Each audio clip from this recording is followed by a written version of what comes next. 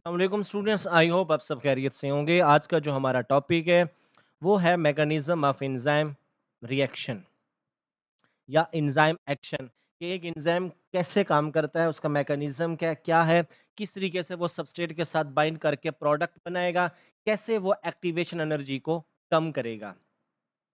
ये टॉपिक हमारा BSc botany D उसमें चैप्टर नंबर 4 है एंजाइम्स का। उसमें से हम लोग इसे डिस्कस करेंगे। Any two molecule have to collide for the reaction to occur along the right orientation and a sufficient amount of energy, and the energy between these molecules need to overcome the barrier in reaction. This energy is called activation energy. देखें, जब भी कोई reaction होता है तो एक से ज्यादा मॉलिक्यूल्स के दरमियान में होता है, और उस रिएक्शन को स्टार्ट करने के लिए एनर्जी की सफिशिएंट अमाउंट चाहिए होती है। उस एनर्जी को हम लोग क्या कहते हैं? एक्टिवेशन एनर्जी कहते हैं। अब देखें, हम सब जानते हैं कि एंजाइम्स के पास रिएक्शन करने की एक जगह होती है, स्पेसिफिक पॉइंट होता है जिसे एक्टिव साइट कहा जाता है। Enzymes are said to possess an active site. This active site is a part of molecule that have a definite shape and functional group for the binding of reactant molecules. The molecules that bind to enzyme is referred to as a substrate group. The substrate group and enzyme form an intermediate reaction with low activation energy without any catalyst. अब देखें, enzymes के पास work करने के लिए एक specific site होती है, specific जगह होती है, उसे कहते हैं एक्टिव साइट। उस एक्टिव साइट पे जो मॉलिक्यूल आके अटैच होता है उसे कहते हैं हम लोग सबस्ट्रेट। अब फिर क्या होगा? एंजाइम सबस्ट्रेट का एक इंटरमीडिएट बन जाता है, जिसे एंजाइम सबस्ट्रेट या ईएस कॉम्प्लेक्स कहा जाता है। अब जैसे ही सबस्ट्रेट एक्टिव साइट पे आके बाइंड करता है तो एंजाइम क्या करता है? उसकी रिएक्टेंट्स की एक्टिवेशन एनर्जी को कम कर देता है। कम करने के लिए क्या होता है? उसे एक्यूरेट बाइंडिंग होती है, उसकी ओरिएंटेशन करेक्ट होती है, जिससे फिर एनर्जी कम चाहिए होती है। The basic mechanism of enzyme action is to catalyze the chemical reactions, which begins with the binding of substrate with the active site of enzyme. This active site is a specific area that combine with the substrate. अब देखिए, enzymes के ऊपर जो action होता है या enzyme जो work करता है वो अपनी एक्टिव साइट पे करता है। सबस्ट्रेट एक्टिव साइट पे आके लगेगा। ठीक है, अब यहाँ पे क्या बनेगा? एंजाइम सबस्ट्रेट इंटरेक्शंस होगा। इसे हम लोग एक्सप्लेन करते हैं। Enzyme are biocatalyst which are high molecular weight proteinous compound. It enhances the reactions which occur in a body during various life processes. बिल्कुल यही है। देखें, जितने भी ऑर्गेनिजम्स हैं, 5 जानदारों के हैं, उनमें जितने भी केमिकल रिएक्शन चलता है वो एंजाइम्स की मौजूदगी में और एंजाइम की साइड्स पे चलता है। It helps the substrate by providing the surface for the reactions to occur. The enzyme comprises hollow spaces occupying groups such as SHCOOH and other on the outer surface. The substrate which has an opposite charge of enzyme fit into these spaces just like a key fit into the lock. आप बिल्कुल देखें, ऐसे ही है। Enzymes के ऊपर जो specific site होती है उसे हम कहते हैं एक्टिव साइट। फिर उस एक्टिव साइट स्पेसिफिक चार्ज होता है जो कि सबस्ट्रेट्स के अपोजिट होता है। तभी तो सबस्ट्रेट उस एक्टिव साइट पे आके फिट हो जाता है। जैसे एक स्पेसिफिक की होती है, वो लॉक करके आके फिट हो जाती है। ऐसे ही वो स्टेट एक्टिव साइट पे आके फिट हो जाता है। फिट क्यों होगा? दोनों पे अपोजिट चार्ज होता है। This substrate binding site is called the active site of an enzyme. There are two models used to describe the ways enzyme interact with substrate. Enzymes के ऊपर एक्टिव साइट पे जो सबस्ट्रेट आके लगते हैं, कैसे उनका एक्शन होगा और किस तरीके से प्रोडक्ट बनेगी। तो इस तमाम बातों को एक्सप्लेन करने के लिए दो तरह के मॉडल पेश किए गए। सबसे पहला मॉडल कौन सा है? लॉक एंड की मॉडल है। ये लॉक एंड की मॉडल 1894 में सबसे पहले किसने प्रपोज किया था? ये एमएल फिशर ने दिया था। According to lock and key model, the enzyme's active site complement the substrate precisely. Substrate fit into a particular active site like a key fit into the particular lock. ये भी हम सब जानते हैं कि हर एंजाइम स्पेसिफिक सबस्ट्रेट के लिए मखसूस होता है। ठीक है, तो according to lock and key model क्या होता है कि एक लॉक एंड की मॉडल ठीक हो गया। अब इसके अकॉर्डिंग क्या है कि एंजाइम की एक्टिव साइट पे एक स्पेसिफिक सबस्ट्रेट आके लगता है, जैसे एक स्पेसिफिक लॉक को की ओपन कर सकती है। इसी तरह एक स्पेसिफिक सबस्ट्रेट को स्पेसिफिक एंजाइम ही खास प्रोडक्ट में चेंज कर सकता है। This theory of enzyme substrate interactions explain how enzyme exhibit specificity for a particular substrate.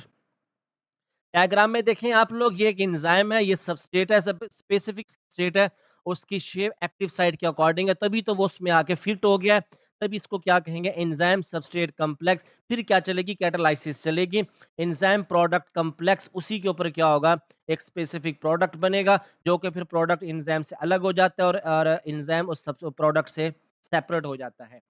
अब यहाँ पे जो बात एक्सप्लेन करने की है वो आप लोग और से सुनिएगा। लॉक एंड की मॉडल के अकॉर्डिंग जो भी मैंने बताया कि एक स्पेसिफिक लॉक एक स्पेसिफिक की से ही ओपन हो सकता है, इसी तरह एक खास एंजाइम ही सबस्ट्रेट को प्रोडक्ट में चेंज कर सकता है।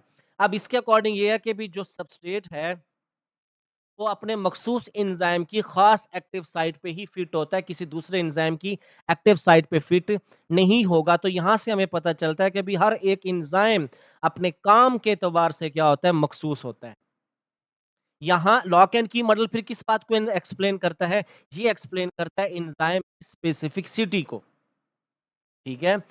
लेकिन यहाँ पे एक चीज़ है कि जो मैं आप लोगों को यहाँ पे एक्सप्लेन करने लगा हूँ कि जब एक ख़ास सबस्ट्रेट एंजाइम साइट पे आके लगता है, तो लॉक एंड की मॉडल के मुताबिक वो उसमें आके बिल्कुल फिट हो जाता है। तो उसके अंदर किसी किस्म की कोई फ्लेक्सिबिलिटी नहीं होती, किसी किस्म की कोई मॉडिफिकेशंस नहीं आती, जिसकी वजह से प्रोडक्ट नहीं बन पाता। तो लॉक एंड की मॉडल की जो बात एक्सेप्टेड है, वो ये है कि भी हर एंजाइम अपने फंक्शन के एतबार से, सबस्ट्रेट के एतबार से मखसूस है।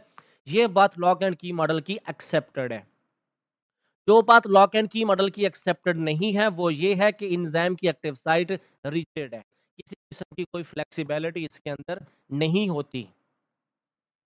तो लॉक एंड की मॉडल के बाद फिर 1958 में अ, डैनियल कोशलैंड इसका कंप्लीट नेम है, इसने एक मॉडल पेश किया था जिसका नाम है इंड्यूस फिट मॉडल। और ये induce fit model lock and key model की मॉडिफाइड फॉर्म है, कोई अलग से नहीं है चीज ये। देखिए according to the induce fit model, अच्छा यहाँ पे मैं बताता चलूं कि जैसे ही कोई सबस्ट्रेट एंजाइम की एक्टिव साइट पे आके बाइंड होता है, तो वो उसके अंदर बाइंड आके वहां पे वो बाइंड ही नहीं रहेगा, बल्कि एंजाइम की एक्टिव साइट में चेंजेस लेके आता है, क्योंकि ये फ्लेक्सिबल है, एक्टिव साइट रिजिड नहीं है। लॉक एंड की मॉडल के मुताबिक तो एक्टिव साइट रिजिड है, लेकिन इंड्यूस फिट मॉडल के मुताबिक क्या भी ये रिजिड नहीं है, कि जब इसके अंदर सबस्ट्रेट आके लगता है तो वो उसके अंदर मॉडिफिकेशंस पैदा करता है, उसमें चेंजेस पैदा करता है, उन चेंजेस के अकॉर्डिंग सबस्ट्रेट आसानी से प्रोडक्ट में चला जाता है। ये बिल्कुल ऐसे ही है, एक छोटी सी मैं कॉमन एग्जांपल देता हूँ। आप लोगों के पास गिलास है, आपने उसमें पानी डाला हुआ है, उसमें आप लोगों ने 2 चम्मच चीनी डाल के रख दी है। अब वो काफ़ी टाइम के बाद जाके उसमें हल होंगे। अगर आप लोग उसमें चम्मच घुमा दें, उसमें चेंजेज़ ले आएँ, फ्लेक्सिबल है, ठीक है, अल्टरेशन लेके आएँ, तो वो चीज़ जल्दी हल हो जाएगी। यही काम किसके अकॉर्डिंग होता है? इंड्यूस फिट मॉडल के। अच्छा मैं अपने एफएससी के स्टूडेंट्स को ना जब ये इंड्यूस फिट मॉडल समझाता हूँ, तो एक एग्ज़ाम्पल देता हूँ कि भई हरकत में बरकत है। ठीक है? अकड़पन इस तरह की चीज़ें अलाउ नहीं होती, जो कि काम में रुकावट बने। तो इंड्यूस फिट मॉडल के मुताबिक क्या है कि भई जब एक सबस्ट्रेट एक्टिव साइट पे आके लगेगा, तो उसमें चेंजेज़ लेके आएगा, फ्लेक्सिबल है, तभी तो वर्क आसानी से हो जाता है। इसको पढ़ते हैं। According to the induce fit model, the enzymes active site is not a completely rigid for the substrate, instead active site will undergo a conformational changes when exposed to a substrate to improve binding। समझ आ गई इस बात की? This theory of enzyme substrate interaction has two advantages compared to lock and key model. It explains how enzyme may exhibit broad specificity. Lipase can bind to a variety of lipids. It explains how catalysis may occur, conformational changes, stress bonds in substrate, increasing activity. अब देखें जब substrate आके इसमें लगेगा, किसमें, इस active site में, ठीक है, तो वो क्या करेगा, इसके अंदर चेंजेस लेके आता है। जब ये चेंजेस आती हैं, तो वर्क फिर आसानी से परफॉर्म हो जाता है और क्या बन जाता है, प्रोडक्ट्स, ठीक है। अ favourable model of enzyme substrate interaction is called induce fit model. जो मॉडल ज्यादा एक्सेप्टेड है, जो एंजाइम की एक्टिविटी को ज्यादा एक्सप्लेन करता है, एक प्रिसाइजली तरीके से एक्सप्लेन करता है, वो है इंड्यूस फिट मॉडल। क्यों ये ज्यादा मॉडिफाइड एक्सेप्टेड है? This model states that interaction between substrate and enzyme is weak, and these weak interactions induce conformational changes rapidly and strengthen binding and bring catalytic site close enough to the substrate bonds. ठीक है? तो आगे ये नहीं, आप यहाँ पे 4 possible major mechanism है एंजाइम्स के काम करने के हवाले से, कैटालाइसिस के हवाले से। सबसे पहले क्या चीज़ है? Catalysis bye bond strains. क्या चीज़ है ये?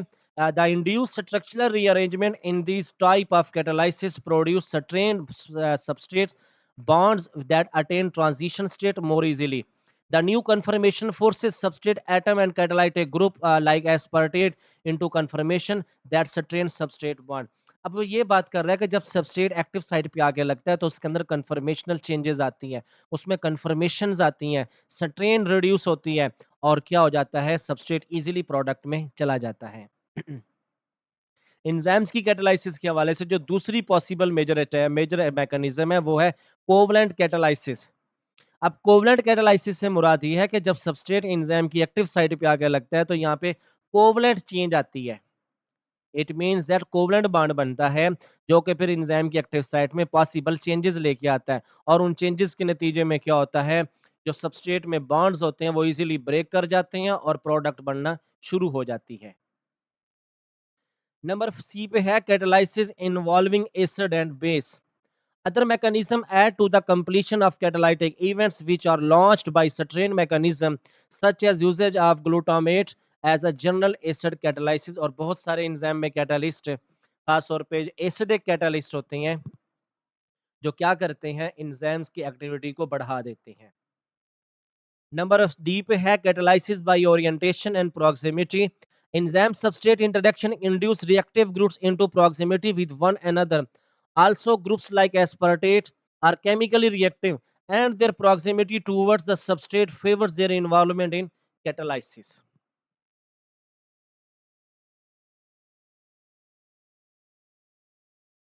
नेक्स्ट हमारे पास जो चीज समझाने की है वो ये है कि जब एंजाइम के ऊपर सबस्ट्रेट आके लगता है क्या चीज बनती है।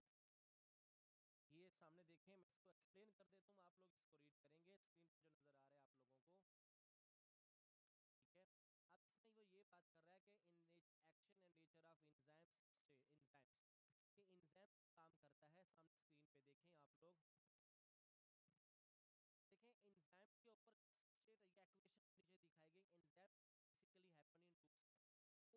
दिखाई गई। एंजाइम बेसिकली हैपन इन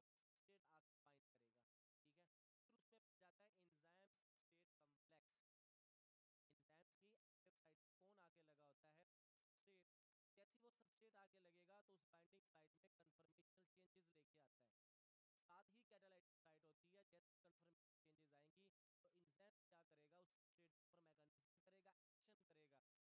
लेके आता है। साथ ही कैटालाइटिक साइट होती है, जैसे कन्फर्मेशन चेंजेस आएंगी तो एंजाइम क्या करेगा, उस सबस्ट्रेट के ऊपर मैकेनिज्म करेगा, एक्शन करेगा, उसके नतीजे में क्या बनेगा, प्रोडक्ट बनेगा। अभी वो प्रोडक्ट साइट पे ही है, क्या चीज बनेगी, EP complex, enzymes product complex. ठीक है, अब इसी मैकेनिज्म के दौरान इतनी हीट या एनर्जी ही हो जाती है कि प्रोडक्ट एक्टिव साइट से अलग हो जाता है और एक्टिव प्रोडक्ट एंजाइम से अलग हो जाएगा और एंजाइम जैसे पहले था सबस्ट्रेट के साथ बाइंड करने से पहले एंजाइम था बिल्कुल वैसा ही रहेगा। एंजाइम अपने एक्शन में कंज्यूम नहीं होता, जैसा सबस्ट्रेट के साथ बाइंड करने से पहले होता है वैसा ही प्रोडक्ट से अलग होता है, तभी उसका स्ट्रक्चर वैसा ही रहता है। क्लियर, इसे हम लोग क्या कहते हैं, एंजाइम प्रोडक्ट कॉम्प्लेक्स बनेगा और फिर प्रोडक्ट एंजाइम से अलग हो जाता है। तो स्टूडेंट्स ये मैंने आप लोगों के साथ एक्सप्लेन किया है एंजाइम्स कैसे वर्क करते हैं और एंजाइम्स के वर्क करने के हवाले से दो तरह के मॉडल पेश किए गए थे, इलॉक एंड की मॉडल जो कि एमएल फिशर ने दिया था और उसके बाद है इंड्यूस फिट मॉडल के डैनियल कोटन ने दिया था कि एंजाइम कैसे वर्क करते हैं। एंजाइम्स कोई भी है उसके ऊपर सबस्ट्रेट आके लगता है ना उसकी एक्टिव साइट पे, वो उसमें फिट हो जाता है क्योंकि एक्टिव साइट में अमाइनो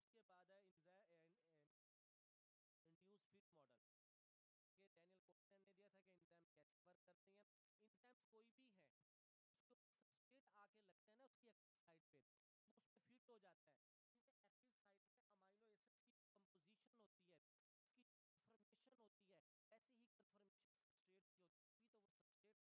ही कंफर्मेशन सबस्ट्रेट की होती है, तभी तो वो सबस्ट्रेट एंजाइम की एक्टिव साइट पे आके बाइंड करता है। और अगर उसकी करेक्ट बाइंडिंग हो जाती है तो एनर्जी वहाँ पे बहुत कम खर्च ना होने के बराबर होती है। तभी हम कहते हैं कि जैसे ही सबस्ट्रेट एक्टिव साइट पे आगे लगता है एंजाइम एक्टिवेशन एनर्जी को कम कर देता है और रिएक्ट इजीली हो जाता है। तो ये था एंजाइम्स के काम करने का method, mechanism of enzyme action. इसे आप लोग रिवाइज करोगे, कोई कंफ्यूजन कोई क्वेश्चन आता है आप लोगों का तो वो कमेंट में आके आप लोग लास्ट में पूछेंगे। वीडियो में मैं आप लोगों के साथ डिस्कस करूंगा बताइएगा एंजाइम के एक्शन पे कौन से फैक्टर असरअंदाज होते हैं? मुझे इजाज़त दें।